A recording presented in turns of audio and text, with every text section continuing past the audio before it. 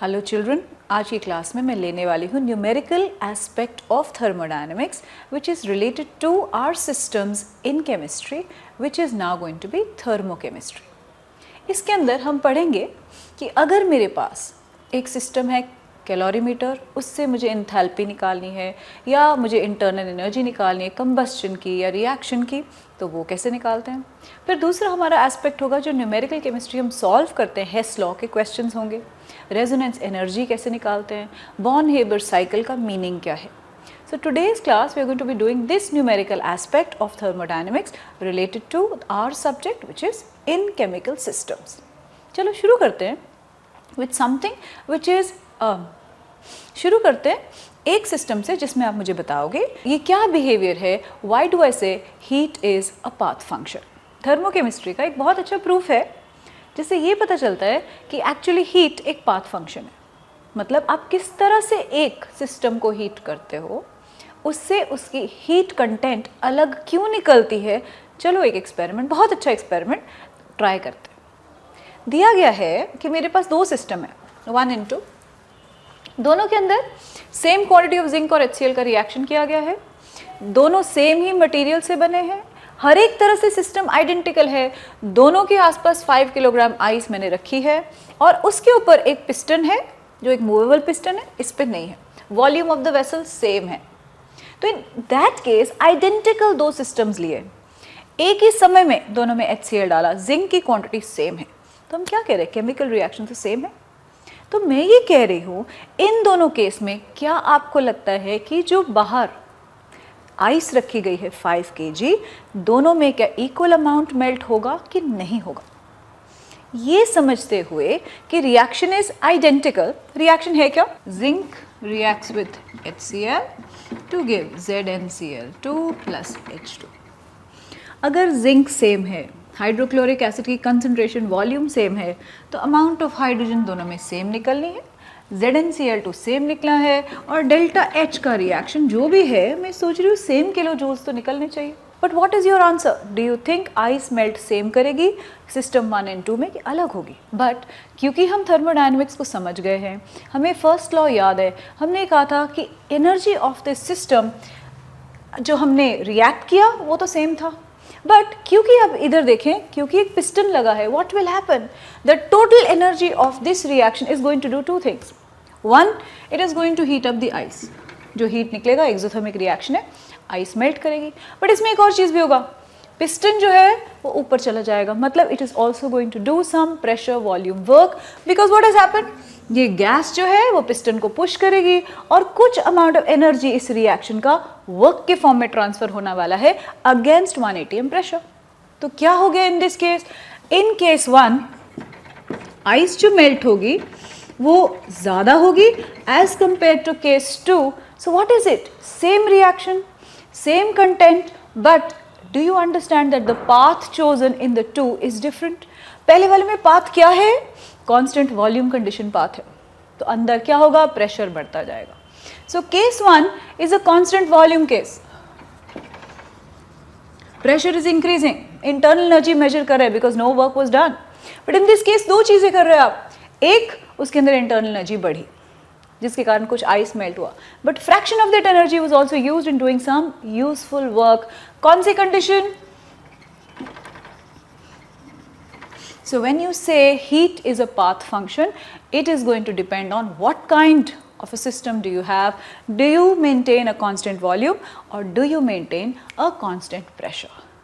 But suppose I ask you now, if I have only a case where I am using constant volume condition, does heat now become under constant volume condition a state or a path function?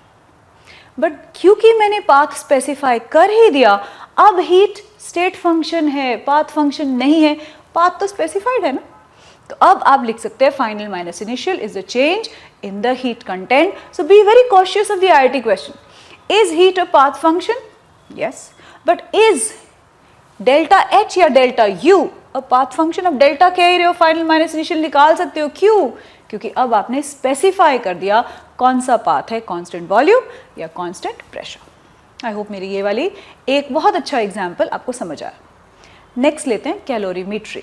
किसी भी substance की internal energy of combustion निकालनी हो, मतलब constant volume condition में निकालनी हो, तो हमें एक बॉम्ब कैलोरीमीटर को यूज़ करना पड़ता है। अब डिफरेंस ज़रा समझ लें दोनों में है क्या। जब आप कहते हो कि आपने लैब में एक काम किया, हम उसे एंथैल्पी ऑफ कंबस्चन तब कहेंगे जब आपने उसमें प्रेशर बढ़ने नहीं दिया, मतलब एक पिस्टन था या वेसल खुला था। तो जब आप कहते हो कि आपके पास एक क्लोज्ड वेसल है और जो भी अंदर हीट कंटेंट मुझे मेजर करना है, हम ज़्यादातर इस तरह के सिस्टम लैब में क्यों नहीं इस्तेमाल करते, क्योंकि हीटिंग पे अगर प्रेशर बढ़ता है एक्सप्लोजन के चांस होंगे। तो एक ही सिस्टम जो हम डिवाइस बनाते हैं वो है बॉम्ब कैलोरीमीटर, जो स्टडी तो यही क्लोज्ड वेसल में काम करती है, बट हम क्वांटिटी सब्सटेंस की इतनी कम लेते हैं कि वो जो एक्सप्लोजन ना हो और कम क्वांटिटी से हीट जो चेंज है वो थोड़ा सा निकले। तो हम इंटरनल एनर्जी ऑफ कंबस्चन निकालने के लिए ये डिवाइस को समझते हैं। ये है क्या? इस डिवाइस में हम क्या करते हैं, we keep an insulated ball, उसके अंदर वाटर है, कंटेंट ऑफ वाटर मुझे पता होना चाहिए कितने लीटर हमने डाला है, अज्यूम करते हुए कि there is no heat loss to the surrounding. I have a steel vessel inside. Steel vessel hard wall का बना है, थिक वॉल्स का बना है, इसलिए ताकि अगर इसमें प्रेशर बढ़े तो एक्सप्लोड ना हो। क्वांटिटी ऑफ सब्सटेंस जो हम बर्न करेंगे वो हमेशा बहुत कम होगी, और आप एक इनलेट ऑफ ऑक्सीजन रखेंगे, खोल नहीं सकते हैं सिस्टम को क्योंकि क्लोज्ड वॉल्यूम कंडीशन है। तो in that case you will have an electric spark to ignite the system. तो जो भी इसके अंदर से कंबस्चन से हीट निकली उसमें कोई यूजफुल वर्क डन आपने होने नहीं दिया क्योंकि कोई पिस्टन है नहीं। सो सारी जो हीट अंदर निकली वो क्या कर रही है, वाटर जो आसपास है उसको हीट कर रही है। मेरे पास इनिशियल टेम्परेचर वाटर का था, थर्मोमीटर लगा है, तो आपने राइज इन टेम्परेचर नोट किया। तो क्या आप ये कह सकते हैं इस कंडीशन से जितनी भी हीट निकली मैंने मेजर कर ली, शुरुआत में मेरे पास टेम्परेचर था, चेंज इन टेम्परेचर मुझे पता है, स्पेसिफिक हीट जो है वाटर का प्लस पूरे कैलोरीमीटर के सारे कंटेंट्स का अगर मेरे पास है, तो हम ये निकाल सकते हैं कि इतने ग्राम सब्सटेंस बर्न करके इतना मुझे अमाउंट ऑफ एनर्जी निकलने वाला है। चलो ट्राई करें। Suppose I have given you 2 gram of a substance x, जिसका मॉलिक्यूलर मास मैं कह रही हूँ है 200 ग्राम। ठीक है, ऐसे आर्बिट्रली 200 ग्राम उसका मॉलिक्यूलर मास मैंने दिया। जब मैंने इसे इग्नाइट किया इस कैलोरीमीटर में, टेम्परेचर जो था राइज हुआ फ्रॉम 25 टू से 26 डिग्री सेंटीग्रेड। तो राइज इन टेम्परेचर क्या, 1 degree centigrade which is equal to 1 kelvin. इसमें घबराना नहीं, चेंज पूछ रहे हैं।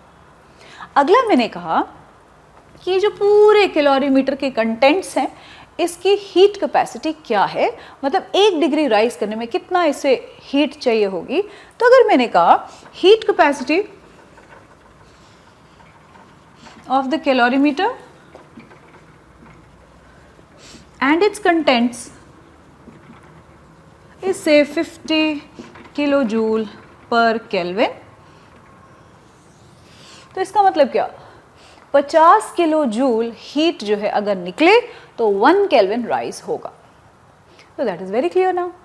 अब मैंने क्या कहा था, मैंने 2 ग्राम सब्सटेंस लिया था और मैंने कहा राइज इन टेम्परेचर कितना हुआ, 1 डिग्री या फिर 1 केल्विन, एक ही है ना चेंज, इतना हुआ। हीट रिलीज कितना हुआ, हीट कैपेसिटी दे रखा था into rise in temperature. By chance मैंने क्या कहा, 50 kilo joule per kelvin into 1 kelvin, so 50 kilo joule heat release हुआ होगा इस सिस्टम में से। अब मुझे बताओ 2 ग्राम जब आपने यूज किया मटेरियल सब्सटेंस, 2 ग्राम्स बर्न किया मैंने, तो हीट रिलीज 50 किलो जूल। तो पर मोलर अगर मुझे वैल्यू निकालनी हो तो मेरा आंसर हो गया 50 into 200/2 which is going to be 5000 kilo joule per mole. Meaning I hope हमें समझ आया हम कर क्या रहे। कोशिश ये हो रही है कि अगर मेरे पास एक सिस्टम दिया हो और मुझे क्लोज्ड वेसल में that is internal energy of combustion निकालनी हो तो बॉम्ब कैलोरीमीटर कैसे हेल्प करेगा। कैलोरीमीटर की अगर मुझे हीट कैपेसिटी पता है, राइज इन टेम्परेचर मेजर करके आप निकाल सकते हैं मोलर वैल्यू ऑफ कंबस्चन क्या होगा फॉर अ सब्सटेंस। चलो देखो क्वेश्चन क्या है।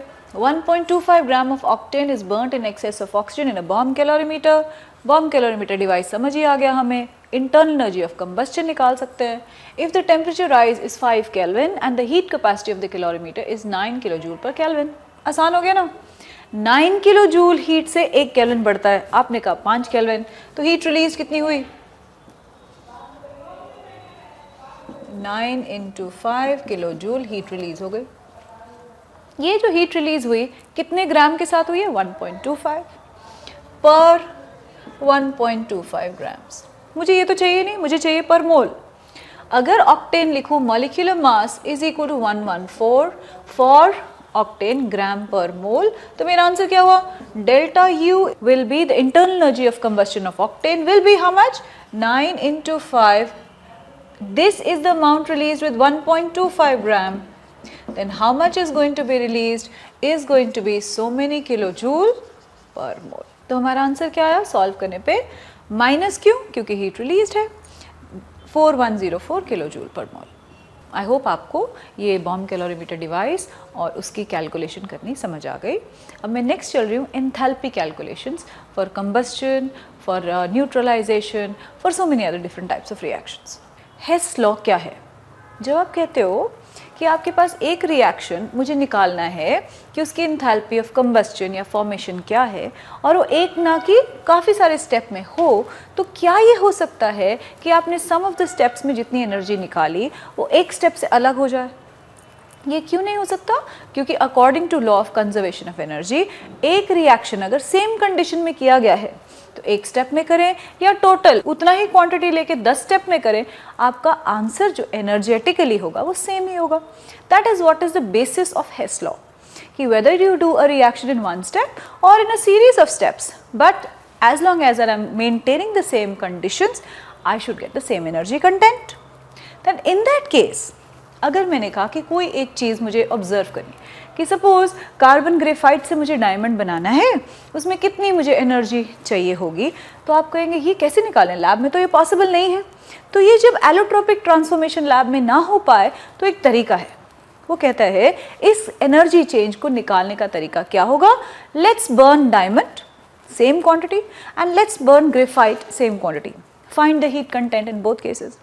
क्योंकि दोनों की बॉन्डिंग अलग है तो आपके पास क्या आने वाला है? हीट कंटेंट जो है अलग आने वाली है. तो अब आप मैथमेटिकली अलजेब्रिक इक्वेशंस की तरह ऐड, सब्ट्रैक्ट, मल्टीप्लाई, डिवाइड करके अपना आंसर फॉर अ ट्रांसफॉर्मेशन जो आप डायरेक्ट नहीं भी कर पाए, आप उसे एक्सपेरिमेंटली किसी और तरह से, किसी और रिएक्शन टाइप से सॉल्व करके अपना मैथमेटिकल रिजल्ट ला सकते हैं. तो जरा इसी क्वेश्चन को ट्राई करें. देखें तो ज़रा क्या लिखना पड़ेगा कि मुझे ये वाली अगर ट्रांसफॉर्मेशन निकालनी है, ग्रेफाइट से डायमंड जाने में कितनी एनर्जी अब्जॉर्ब या इवॉल्व होगी, तो हम क्या करें? 12 ग्राम कार्बन को बर्न करो in the form of diamond, 12 gram graphite को बर्न करो, तो मेरे पास जो हीट निकली मैंने नोट कर ली, एंथैल्पी ऑफ कंबस्शन है. तो हेस लॉ ये कहता है कि अगर मुझे ये वाली ट्रांसफॉर्मेशन निकालनी है और वो डायरेक्टली मैं नहीं लैब में निकाल पा रही हूँ, तो हम क्या करें? अगर मेरे पास मैथमेटिकली ये रिजल्ट ला पाए इन दो इक्वेशन को सॉल्व करके, तो वही मेरा आंसर होना चाहिए.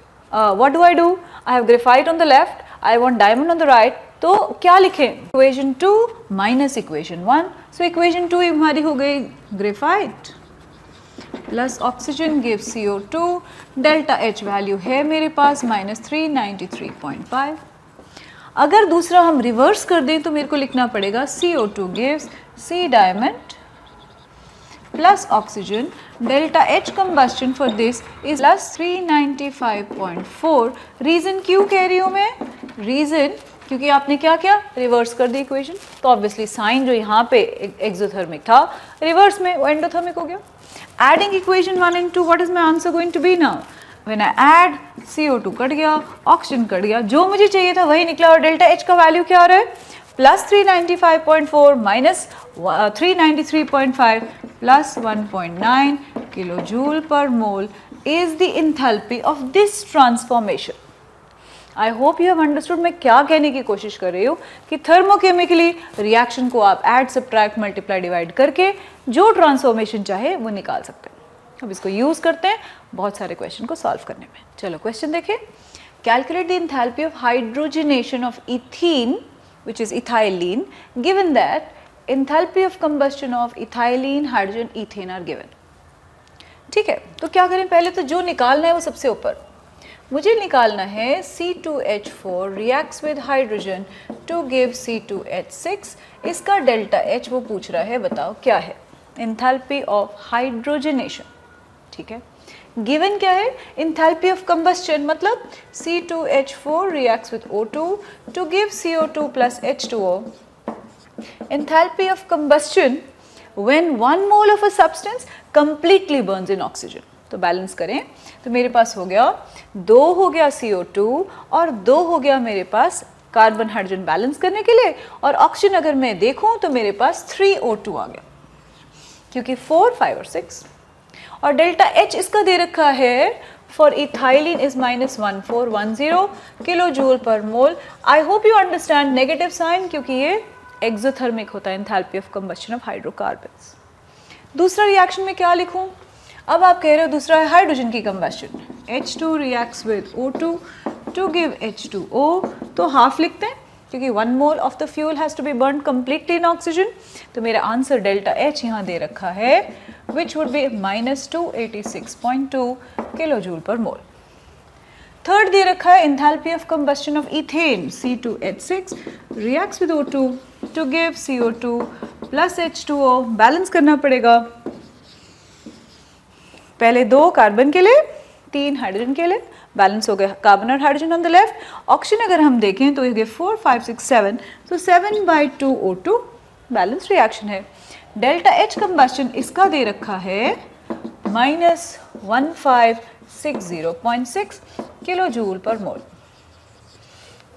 आई होप आपको जो रिएक्शन निकालना है उसके लिए किस तरह से इन 3 इक्वेशंस को हमें मैनिपुलेट करना पड़ेगा ताकि हमारा आंसर आए, समझ आ गया। मैथमेटिकली हम क्या करें, इक्वेशन नंबर 1 C2H4 मुझे लेफ्ट पे देगी, मुझे चाहिए hydrogen on the left, equation number 2 nothing to multiply because it's already balanced, and equation number 3 को मुझे रिवर्स करना पड़ेगा, तो मेरा आंसर आ जाएगा। सो ऑपरेशन क्या हुआ, equation 1 plus equation 2 minus equation 3 should give me my answer। तो मैथमेटिकली सॉल्व करने पे मेरा आंसर आना चाहिए -1410 -286.2 plus 1560.6 kilo joule per mole should be the mathematical expression for enthalpy of hydrogenation of ethene। Value आप check करो, क्या हमारा आंसर सेम है, आंसर है -135.6। I hope you have done it and we are on the same page. Now let us apply what you have understood in Hess law to solve some more questions. कि calculate the resonance energy of some structures in the particular question. तो what is resonance energy? जब आप कहते हो कि कोई molecule जिसमें delocalization of the pi cloud हो वो स्टेबल हो जाएगा कुछ किलो जूल पर मोल से, हम कहेंगे वो एक्स्ट्रा स्टेबलाइजेशन और वो जो एनर्जी रिलीज हुई उसका नाम है रेजोनेंस एनर्जी। उसका निकालने का तरीका क्या है, आपको एक डेटा दे रखा है और आपसे कहा गया है find the resonance energy of cyclohexa 1,3 diene and benzene from this. तो मैथमेटिकली वैल्यू कुछ arbitrary in terms of some units of energy आपको दे रखा है। साइक्लोहेक्सीन में 1 मोल हाइड्रोजन ऐड हो तो delta H suppose 5 unit heat release होती है, कोई भी यूनिट। अगर आपके पास ये वाला डाइन है, क्या इसमें रेजोनेंस है? कंडीशंस ऑफ रेजोनेंस हमें याद होने चाहिए। डीलोकलाइजेशन तब होगा जब हमारे पास एक कोप्लेनैरिटी होगी, मॉलिक्यूल में प्लेनैरिटी होगी, और double single single double condition of resonance नहीं है। तो यहाँ रेजोनेंस नहीं हुआ, 2 आइसोलेटेड डबल बॉन्ड्स थे, इसलिए क्या होगा हाइड्रोजनेशन मैथमेटिकली एक के लिए अगर 5 यूनिट रिलीज होते हैं, 2 के लिए 10, ये तो मुझे समझ आ गया, होना ही था। थर्ड देखो, क्योंकि आप कह रहे हो डबल सिंगल डबल मतलब रेजोनेंस है, मॉलिक्यूल एक्चुअली ऐसा है ही नहीं। मॉलिक्यूल कैसा है? डीलोकलाइजेशन है स्पाई क्लाउड में और वो स्टेबल है। पूछ रही हूँ कि वो एक डाइन 1,3 सिस्टम से कितना ज़्यादा स्टेबल है। तो एनर्जी अगर रिलीज हम देखते एक नॉर्मल डाइन की होनी कितनी चाहिए थी? 10 यूनिट। अगर यूनिट एक कम रिलीज हो रहा है, वो एनर्जी कहाँ खर्च कर रहे हैं हम इसकी हाइड्रोजनेशन करने में, I should have got a release of 10 units of energy, I am getting only 9, तो 1 यूनिट कहाँ गया? तो 1 unit which has been absorb because molecule was not like this at all, वो स्टेबलर था, तो resonance energy of 1,3 diene is +1 unit. अब मुझे ये बताओ, अगर ये बेंजीन है और उसमें 3 डबल बॉन्ड आइसोलेटेड होते तो आपका आंसर यहाँ क्या होना चाहिए था? 15। आंसर हो कितना रहा है? 12 यूनिट रिलीज। कितनी है resonance energy of benzene? Based on whatever unit system we are choosing, हमारा आंसर क्या हो गया? तो रेजोनेंस एनर्जी ऑफ बेंजीन जो कम रिलीज हुई है, कितने यूनिट होना चाहिए था? 15, 3 यूनिट्स कम, तो 3 यूनिट से ये जो मॉलिक्यूल एक्चुअली ऐसा है ही नहीं, वो डीलोकलाइज है और उसे हम कहेंगे वो स्टेबलाइजेशन जो थी वो 3 यूनिट की स्टेबलाइजेशन वो रेजोनेंस एनर्जी बेंजीन में थी इस क्वेश्चन में। नेक्स्ट टॉपिक पे चलते हैं। चलो नेक्स्ट टाइप का क्वेश्चन देखें जहाँ पे आपको बॉन्ड एनर्जी दे रखा है। Bond energy is defined as the amount of energy required to break 1 mole of bonds in a molecule into their individual gaseous atoms. ये ध्यान रखते हुए डेफिनेशन ज़रा देखें कि अगर मेरे पास एक रिएक्शन दे रखा है, उसने कहा इसकी एंथैल्पी ऑफ रिएक्शन निकालो, बॉन्ड एनर्जी वैल्यूज उसने दे दी। कॉन्सेप्ट समझते हैं। हम कहते हैं कि ऑक्सीजन जब रिएक्ट करता है हाइड्रोकार्बन के साथ, वो हमेशा एक्सोथर्मिक रिएक्शन इसलिए है क्योंकि आप रिएक्टेंट के जो बॉन्ड्स तोड़ते हैं उसमें कुछ एनर्जी खर्च करते हैं, से x यूनिट्स प्लस आपको देनी पड़ती है, और जो रिलीज हुआ वो सपोज हो गया y यूनिट्स, और y अगर x से ज़्यादा रिलीज हुआ तो आप कहोगे ये एक्सोथर्मिक रिएक्शन होगा। सपोज 20 यूनिट्स एब्जॉर्ब हुए और 30 यूनिट्स रिएक्शन में रिलीज हो गए, तो हम क्या कहेंगे? 20 एब्जॉर्ब 30 रिलीज, नेट कितना चेंज? 10 यूनिट्स एक्सोथर्मिक हो गया है क्योंकि एनर्जी 10 यूनिट्स रिलीज हो गई सिस्टम से। तो जब आपको बॉन्ड एनर्जी वैल्यूज दे रखी हों, क्या ये कहना सही होगा कि let us add up all the bonds, find the energy on the reactant sides, this kind of energy you have to give because आप बॉन्ड तोड़ रहे हो, और जो भी बॉन्ड है प्रोडक्ट में वो सारे बन रहे हैं नए, उनके बनने में एनर्जी रिलीज हो रही है। तो हमारा आंसर क्या होना चाहिए? Delta H of a reaction should be equal to summation of bond energy of the reactants plus Q, आप एनर्जी दे रहे हो और रिलीज क्या हो रही है? जब आप प्रोडक्ट्स की एनर्जी देखो तो सामने minus Q, add up all the bonds, put a negative in front because what is this energy? ये released है और ये वाली एनर्जी क्या है?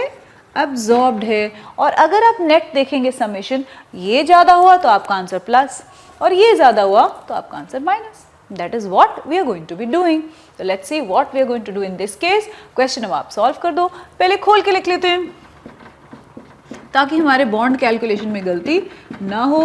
प्रोपेन है आपके पास, प्लस O2 के साथ रिएक्ट कर रहा है 5 mole to give CO2 which is 3 mole plus H2O which is 4 मोल।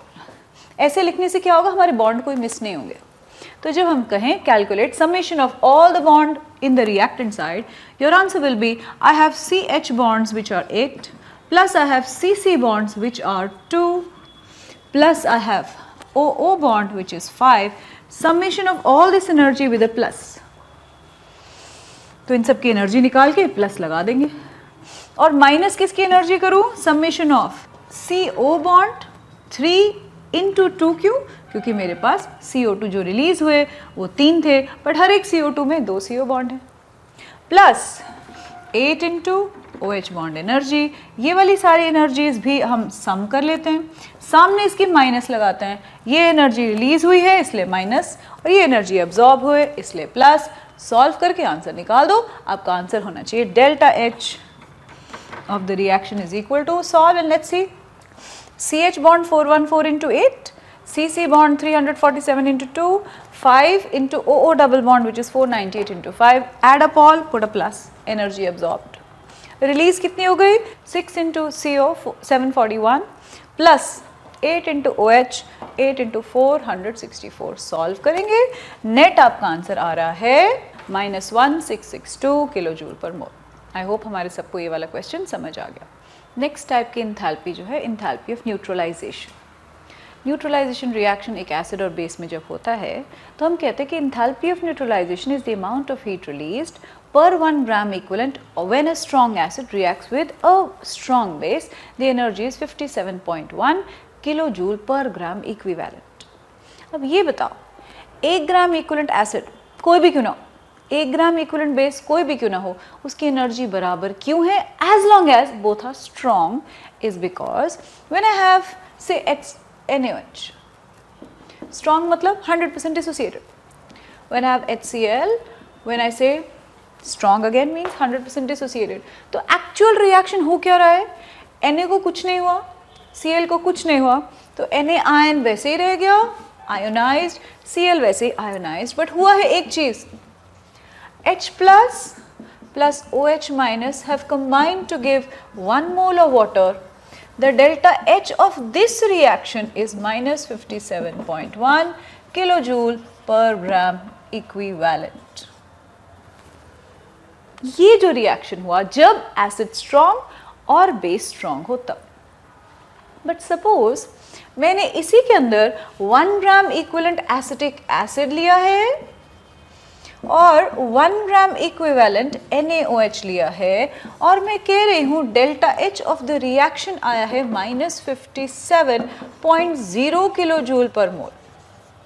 तो इसका मतलब ये क्यों कम हो गया 0.1 किलो जूल पर मोल, क्योंकि वो जो एक्स्ट्रा एनर्जी आपको खर्च करनी पड़ी क्या करने के लिए, एक वीक एसिड को डिसोसिएट करने के लिए, आप कहेंगे एनर्जी रिलीज जो है वो 0.1 kilo joule per gram equivalent is the delta H dissociation of the weak acid. तो ये इंपॉर्टेंट क्वेश्चन आता है कि अगर आपने एनर्जी रिलीज कराई है NaOH और HCl में तो इतनी है, बट अगर एसिटिक एसिड रिप्लेस कर दिया तो इतनी है, तो एंथैल्पी ऑफ डिसोसिएशन निकालो. या अमोनियम हाइड्रोक्साइड डाल दिया इंस्टेड ऑफ से द स्ट्रॉन्ग बेस NaOH, तो एनर्जी रिलीज जो है 56.8 हुआ है. इसका मतलब enthalpy of dissociation of ammonium hydroxide निकालो. I hope you have followed. Weak acid या वीक बेस लगाओगे तो ऑब्वियसली पर ग्राम इक्विवेलेंट आपकी एनर्जी कम रिलीज क्यों हो रही है, क्योंकि डिसोसिएशन में आपकी एनर्जी खर्च हो रही है. बट अब क्वेश्चन देखो, स्ट्रॉन्ग एसिड स्ट्रॉन्ग बेस का क्वेश्चन है. अब ये तो आप कर ही दोगे, कोई मुश्किल काम है ही नहीं. बताओ क्या क्वेश्चन है. क्या 500 ml of 0.1 molar HCl is mixed with 200 ml 0.2 molar NaOH. बताओ कितनी हीट रिलीज होने वाली है. तो इक्विवेलेंट निकाल दो. तो एसिड के इक्विवेलेंट्स एक तरफ, बेस के इक्विवेलेंट एक तरफ. तो 500 into 0.1 upon 1000 are the gram equivalents of H plus, क्योंकि स्ट्रॉन्ग है एसिड. इधर क्या हो गया 200 into 0.2 upon 1000. इनफैक्ट तो दोनों का सेम था, इसलिए तो मेरा आंसर एक में हो गया 50/1000 और यहाँ पे हो गया 40/1000 ग्राम इक्विवेलेंट जो आपके पास दिए गए थे. क्योंकि एक केमिकल रिएक्शन है, इक्विवेलेंट्स तो बराबर रहेंगे. तो क्या हुआ 40/1000 इधर से हमने माइनस किए, 40/1000 रिएक्ट हो गए. लिमिटिंग रिएजेंट बेस था, तो हमारा आंसर कितना 40/1000 is the number of gram equivalents used for neutralization. वो तो बच गया. हीट रिलीज 50 मिली इक्विवेलेंट के कारण नहीं, 40 मिली इक्विवेलेंट के कारण होगी. तो मेरा आंसर क्या हो गया 40/1000 into 57.1 negative sign kilo joule per gram equivalent लगाए. ये एनर्जी मेरी रिलीज होने वाली है, क्योंकि एंथैल्पी ऑफ न्यूट्रलाइजेशन हमेशा एक्सोथर्मिक है. अब एक आपने काम करना है, सारे टाइप के मैंने क्वेश्चंस जो करवाए उनको रिपीट कर लें. But before you do these questions one must be very clear about the definitions. तो एंथैल्पी ऑफ न्यूट्रलाइजेशन मॉड्यूल से पहले सबको हाईलाइट करके याद करना है. Enthalpy of combustion, enthalpy of formation. Once you know all the definitions तब calculation करते वक्त गलती नहीं होती है. तो फिर हेस लॉ के क्वेश्चन हो, एंथैल्पी ऑफ न्यूट्रलाइजेशन निकालनी हो, बॉन्ड एनर्जी कैलकुलेशन हो, ये वाला टॉपिक आपका बिल्कुल सही और बहुत अच्छी तरह जाएगा. Take care, God bless you.